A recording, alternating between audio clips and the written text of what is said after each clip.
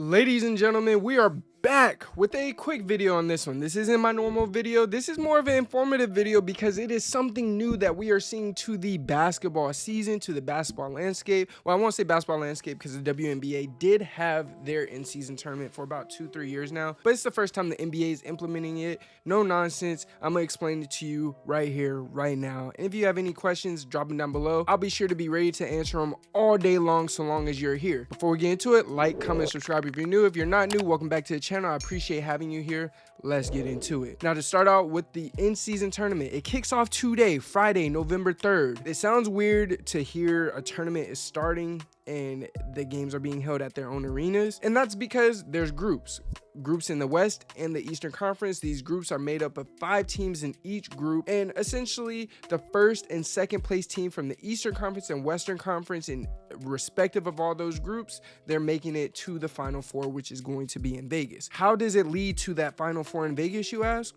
Again, like I said, group play. But the group play and how we know it's going to be an in-season tournament game as opposed to just a regular season game, these games are held on Tuesdays and Fridays respectively. Now, we're not going to have a game this coming Tuesday because that's election day, but every other Tuesday and Friday throughout the month of November, it's going to be had, and the championship isn't till December 7th and 9th. So essentially, we're getting a full month of more competitive based kind of basketball that isn't the run-of-the-mill regular season that we normally see. Now, they say the 30 teams are randomly drawn, but really it's not randomly drawn.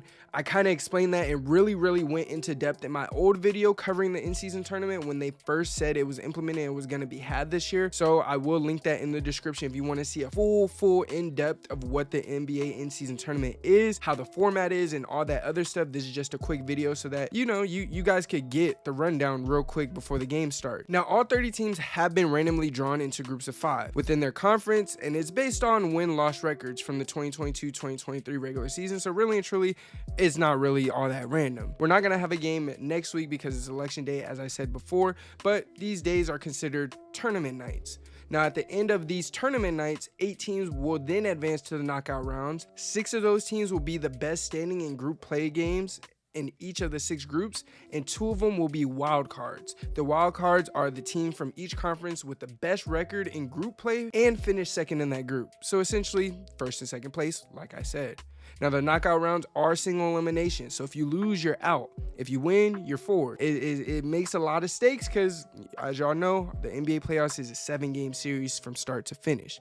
Now, the qualifying teams then will compete in a prize pool and the new in-season tourney, which is called the NBA Cup, and those teams will be going to Vegas for the semifinals and the finals. Now, there are some incentives to this for both the players and the coaches and stuff. Honestly, nobody really cares about that. We just want more competitive basketball. We want to see a lot more competition in the early stages of the season as opposed to some of the more sleepwalking that we see in the early parts of the year before it really ramps up. And I think this is the NBA's way of trying to do that. If you look at what the WNBA has done with their NBA Cup, or WNBA Cup rather, it's done very well. I believe last year the Aces won it. The year before that, I'm pretty sure it was the Chicago Sky.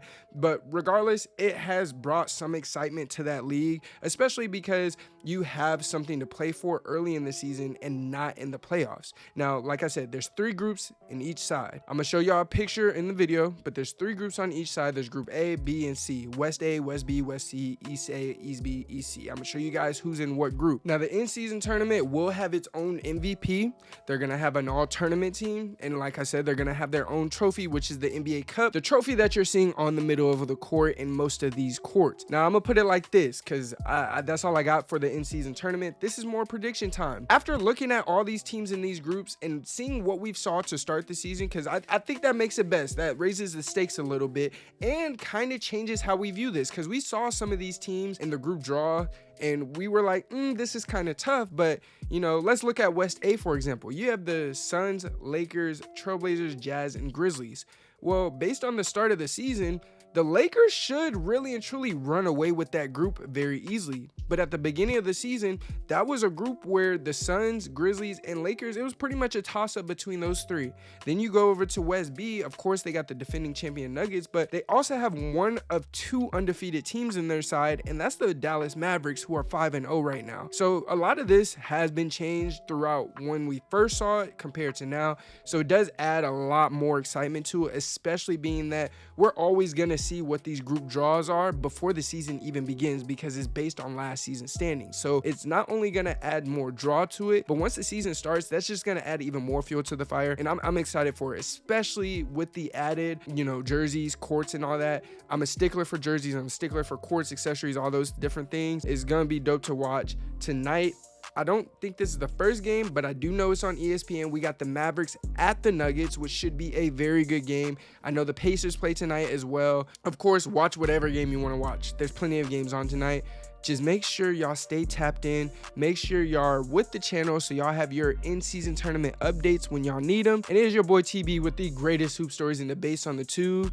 And I'm out. Peace.